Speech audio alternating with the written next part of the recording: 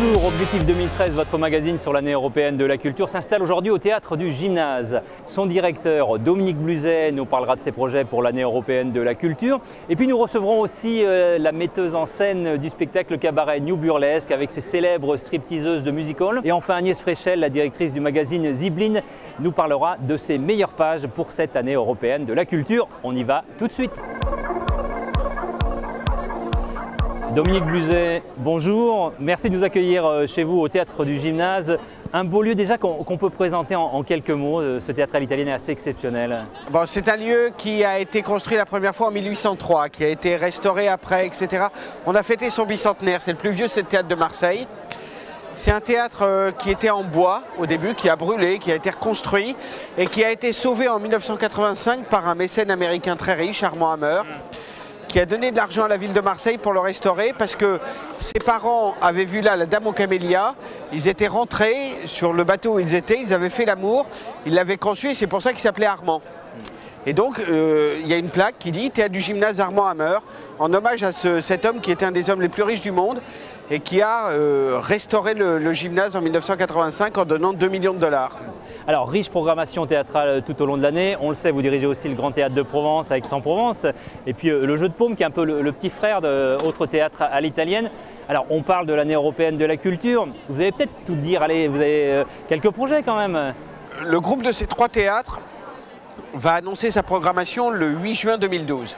Ça sera quelque chose de totalement délirant. Comme vous aimez souvent d'ailleurs. Oui, mais le gymnase va essayer de retrouver son côté musical, de retrouver quel était cet état d'esprit du gymnase qui, depuis 2 siècles, fait que ce théâtre est toujours debout alors que la plupart des autres théâtres de l'époque ne sont plus là. Concrètement, vous avez déjà révélé en partie vos projets pour l'année européenne de la culture. Mais par exemple, on est en train de travailler pour accueillir à la fois une création de Caligula, à la fois le Crazy Horse, à la fois Gaspard Proust, à la fois énormément de jazz. Le fait de dire comment est-ce qu'on arrive dans un théâtre en se disant j'ai envie d'être là. Pas forcément je sais ce que je viens voir, mais j'ai envie d'être là. Au bout du compte, je sais que vous êtes un éternel optimiste d'une certaine manière. Dominique Bluzet, pour vous, ça représente quoi l'année européenne de la culture?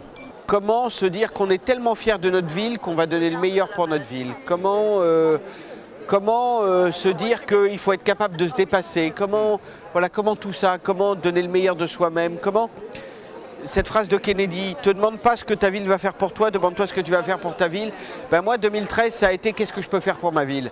Et comment je peux me défoncer pour que ma ville, elle soit aussi grande que dans mes rêves. Bon, merci à vous Dominique Bluzet. Et puisqu'il y a à l'affiche chez vous le cabaret New Burlesque, on va tout de suite regarder un extrait avant de recevoir d'ailleurs la metteur en scène. Coucou, salut, hi everybody! Bienvenue the spectacle cabaret New Burlesque.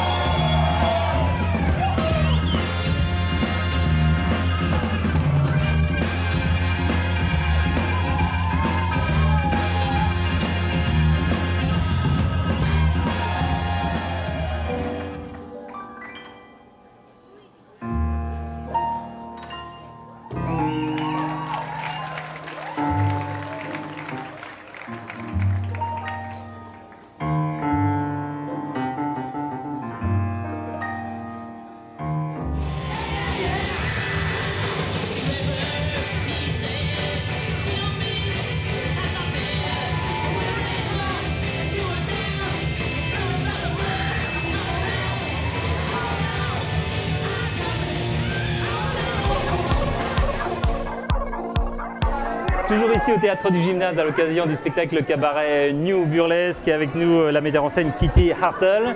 Alors dites-nous, on le voit, il y a beaucoup d'énergie, beaucoup de générosité dans cette proposition, avec des femmes généreuses, pulpeuses qui sont mises en avant, ce qui n'est pas si courant que ça dans les spectacles. C'est ça que j'aime beaucoup parce que normalement dans la mode, c'est les dictats de la mode, il faut la femme mince, très jeune.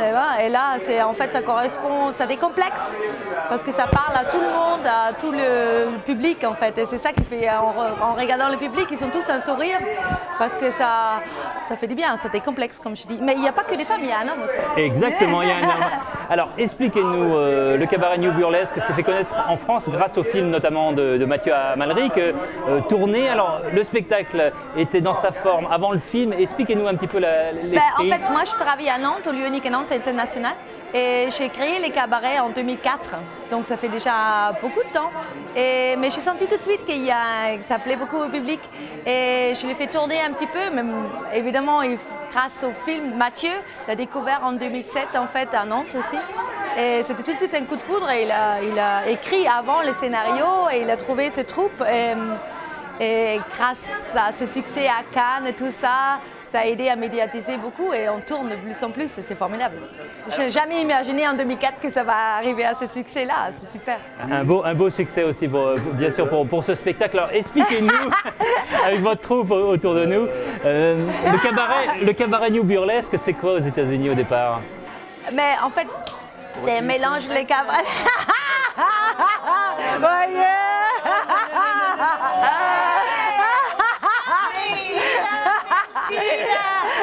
C'est le revival en fait de l'âge d'or du burlesque qui a commencé aux années 90 aux États-Unis. Et c'est un mélange en fait de musical des années du 19e siècle, des musicals et de l'imagerie du rock'n'roll des années 50. Et l'énergie d'aujourd'hui, c'est tout un mélange comme ça. Mais pour moi, c'est vraiment des mots comme la liberté, la générosité, l'humour, l'ironie. C'est ça, on fait de liberté de corps et d'expression. Alors, vous faites référence même à Marseille, vous permettez, quand vous venez dans chaque ville, comme ça, par exemple, un clin d'œil à la ville qui vous accueille. Oui, c'est très important parce que c'est l'interactivité. Sans le public, les spectacles n'existeraient pas. Et on sent tout de suite, on avait très hâte d'arriver à Marseille. Parce que le public, il est très chaud, très chaleureux et on aime ça. Merci à vous, Kitty Hartel, donc metteur en scène de ce spectacle cabaret New Burlesque qui est à l'affiche au théâtre du Gymnase. Et puis, vous le savez, il y a aussi beaucoup d'artistes qui se produisent dans le cadre de Marseille-Provence 2013 et notamment des plasticiens qui vont aller dans les écoles. Et c'est la proposition de ce reportage qui se passe dans le 2e arrondissement de Marseille, Magnéto, tout de suite. Les élèves de l'annexe du collège Notre-Dame de la Major à Marseille ont eu récemment une heureuse surprise lors de l'inauguration de l'œuvre de Crane de Koning. On a essayé de vraiment créer un espace de transit entre l'extérieur et l'école.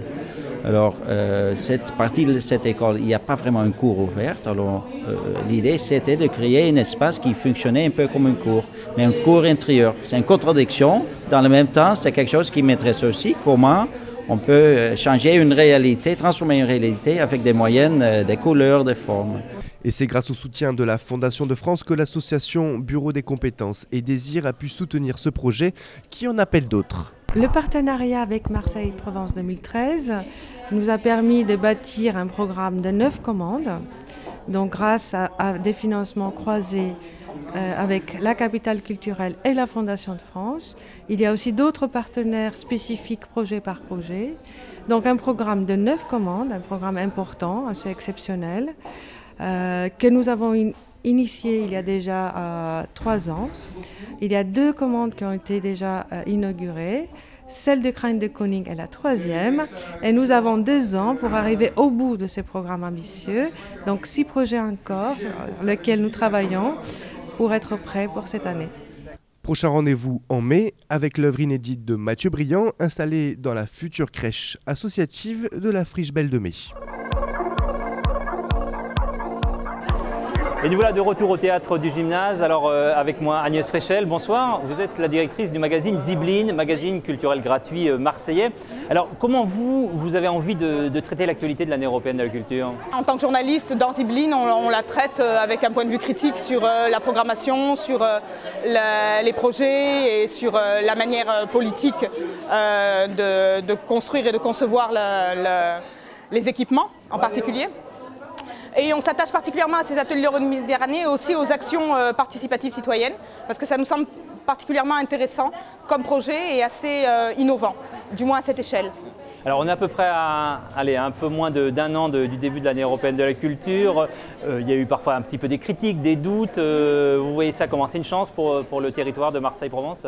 Objectivement, c'est une chance, ça ne peut pas être autre chose qu'une chance, avec sans doute quelques inconvénients.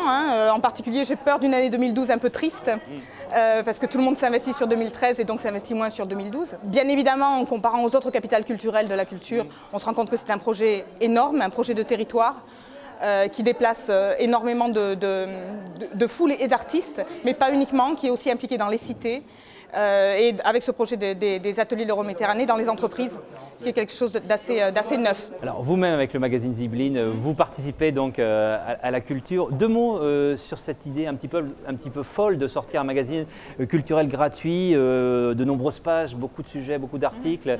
C'est quoi ce qui vous motive en fait? On pense que la presse en général se trompe en partie sur l'appétit de culture des gens. C'est-à-dire qu'on a été assez surpris quand on a lancé le magazine. Au départ, on a lancé le magazine à 8000 exemplaires et on s'est rendu compte très vite qu'il y avait une demande énorme. Maintenant, on est à 30 000 exemplaires et le magazine disparaît très très vite. Et on fait des articles de fond, c'est-à-dire qu'on n'est pas un magazine d'annonce, on est un magazine d'analyse du fait culturel. Plus des critiques, des retours. Des critiques, des retours et de l'analyse politique aussi.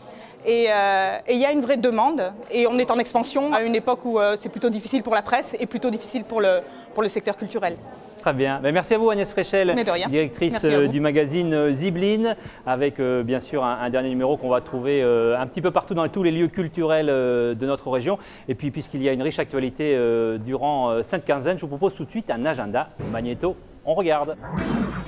La Chartreuse de Parme d'Henri Sauguet s'invite à l'Opéra de Marseille, une histoire follement romanesque mise en scène par René Offand, création du 8 au 14 février. C'est au rythme de Laurent Garnier que le chorégraphe aixois Angelin Prajlocage présente sa création. Suivront 1000 ans de calme, une danse frénétique sur fond d'apocalypse à voir du 8 au 11 février au Grand Théâtre de Provence. Enfin, c'est le retour de Janvier dans les étoiles, l'un des plus importants festivals français de cirque contemporain, à suivre face à la mer, à l'espace Chapiteau des Sablettes, à la Seyne-sur-Mer. Voilà, riche actualité encore durant cette seconde quinzaine du mois de janvier. Vous voyez beaucoup de propositions pour la préparation de l'année européenne de la culture. Votre magazine Objectif 2013 est terminé. Je vous donne rendez-vous au prochain numéro.